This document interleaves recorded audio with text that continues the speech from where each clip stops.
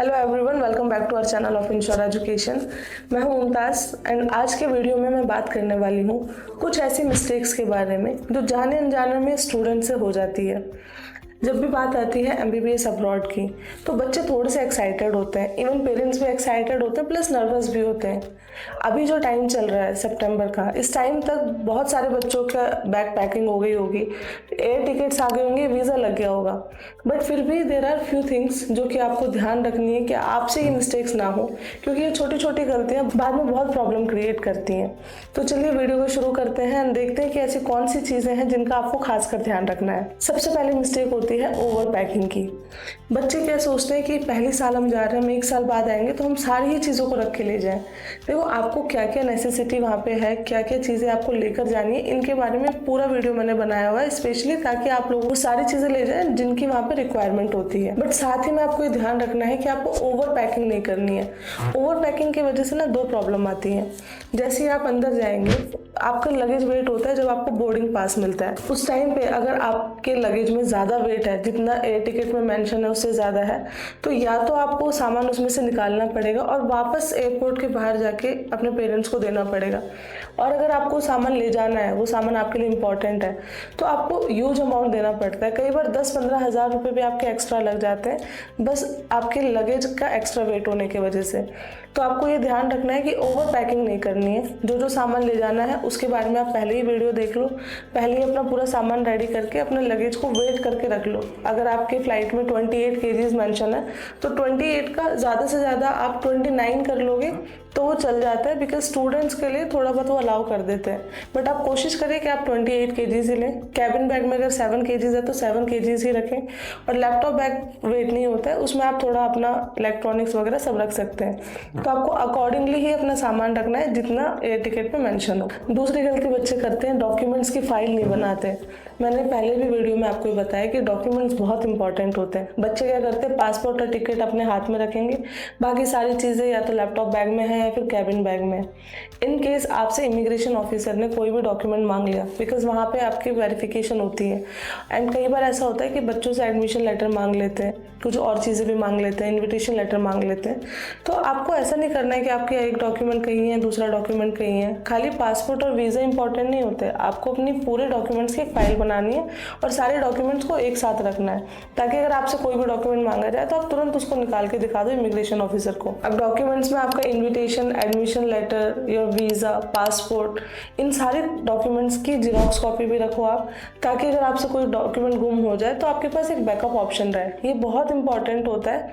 देखो मोस्टली तो ऐसा होता है कि इमिग्रेशन ऑफिसर इन सारे डॉक्यूमेंट्स को नहीं मांगता है, बट वी नेवर नो, 0.1% भी चांसेस है। और अगर उस 0.1 में अगर आप आ जाते हो और आपके डॉक्यूमेंट्स ऐसे स्कैटर्ड है तो उस टाइम पे पैनिक होता है बहुत। तो ये सब नहीं करना है, आपको डॉक्यूमेंट्स की फाइल बनानी है और उनको अपने साथ रखना है। तीसरी गलती बच्चे करते हैं, करेंसी एक्सचेंज नहीं करवाते हैं लास्ट टाइम तक। बहुत बार बहुत कंडीशंस मैंने ऐसी देखी हैं कि जब आपके पास टाइम होता है तब आप इन चीज़ों को अवॉइड करते हो कि करेंसी हम एकदम लास्ट में ले लेंगे। आपको ऐसा नहीं करना है। ऐसी कोई भी सिचुएशन आपके सामने नहीं आनी चाहिए कि जिस टाइम पे आपको एयरपोर्ट से मनी एक्सचेंज करवाना पड़े। होता क्या है ना कि अगर आप मनी एक्सचेंजर से चेंज करवाओगे तो आपको कम अमाउंट देना पड़ेगा, बट अगर आप एयरपोर्ट से लोगे तो वहाँ पे रेट्स बहुत हाई मिलती हैं यूएस डॉलर की। एंड जैसे कि मैंने आपको पहले भी वीडियो में बताया हुआ है कि आप $500 कैरी कर लो, बाकी अपना फॉरेक्स कार्ड वगैरह अपने साथ रखो। बहुत सारे बच्चे जैसे वो इंडिया में लाइफ जीते हैं उसी तरीके के लाइफस्टाइल बाहर फॉलो करने लग जाते हैं। देखो आप नए एनवायरनमेंट में जाओगे, नई कंट्री में जाओगे, तो आपको हर चीज़ का ध्यान रखना है कि पब्लिक प्लेसेस पे किस तरीके से वहाँ पे रूल्स एंड रेगुलेशंस हैं, ड्रेसिंग नॉर्म्स आपके क्या हैं, ये सारी चीज़ों का आपको ध्यान रखना है एंड अकॉर्डिंगली आपको वहाँ पे रहना है। अगर आप दूसरे स्टाइल में रहते हैं या फिर कुछ ऐसी चीज़ें करते हैं जो कि लोकल्स को परेशान करते हैं तो उस केस में फिर आपको डिस्क्रिमिनेशन फेस करना पड़ता है। तो ये चीज़ें आपको ध्यान रखनी है कि अपने तरफ से आप कोई भी ऐसी गलती ना करें जिसकी वजह से आपको कोई वहाँ पे कुछ बोले या फिर आपको थोड़ा सा ऐसा फील करवाया जाए कि you are from other country. तो आपको local rules and dressing norms का खासकर ध्यान रखना है। कई बच्चों से ये गलती होती है कि उन्हें लगता है कि वो बहुत स्मार्ट है, उन्हें किसी की इंस्ट्रक्शन की रिक्वायरमेंट नहीं है। देखो जब आप पहली बार जा रहे हो तो जो आपके साथ जा रहा है, जो भी कंसल्टेंट, इंस्ट्रक्टर, जो भी आपको साथ लेकर जा रहा है, आपको उनकी सारी बात माननी चाहिए। सेकेंड ईयर ऑनवर्ड्स तो आपके साथ खुद ही कोई नहीं जाएगा, आपको अपने सारे काम खुद ही करने पड़ेंगे। बट फर्स्ट ईयर में जब आप पहली बार जाते हैं तो आपको ओवर स्मार्ट नहीं बनना है। ऐसा नहीं करना है कि मुझे ग्रुप में नहीं जाना, मैं अपना सोलो चीज़ें देख लूँगा। इस टाइम पे बहुत ज़्यादा कन्फ्यूजन हो जाता है। और इमिग्रेशन हो गया, जहाँ पे ट्रांजिट वीज़ा लगता है, अगर आप इस तरीके से जा रहे हो तो उन केसेस में बहुत प्रॉब्लम आती है। तो आपको ग्रुप के साथ रहना है जब आप पहली बार बाहर जा रहे हैं तो। And last and most important thing, आप जिसके भी थ्रू जा रहे हैं, जिस भी कंसल्टेंट के थ्रू जा रहे हैं, आपको उन पर ट्रस्ट रखना पड़ेगा एंड आपको उनकी बातें माननी पड़ेंगी। क्योंकि देखो, कंसल्टेंट आपको सेफली पहुंचाता है दूसरी कंट्री में जहाँ पे भी आप जा रहे हैं, तो उनकी रिस्पॉन्सिबिलिटी बनती है कि वो आपको सेफली लेकर जाए। तो आपको ये नहीं करना है कि जो आपका कंसल्टेंट है उससे बात करके और दूसरे लोगों से आप मैनिपुलेट हो जाओ, ऐसा नहीं करना है। आप ट्रस्ट रखो ताकि आपको सर्विसेज भी अच्छी मिले। एंड अगर आपका ट्रस्ट रहता है तो कोऑर्डिनेशन बहुत अच्छा रहता है कंसल्टेंट एंड स्टूडेंट्स के बीच में। इन सारी चीज़ों का आपको ध्यान रखना है। ये वो छोटी छोटी मिस्टेक्स थी जो अक्सर बच्चों से हो जाती हैं।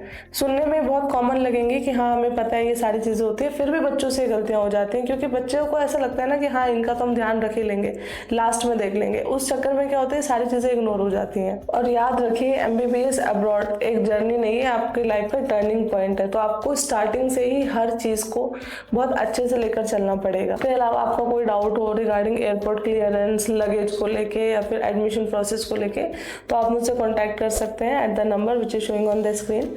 And for any further information regarding study MBBS in abroad, you can visit our official website, that is www.inshoreeducation.com. Thank you for watching my video.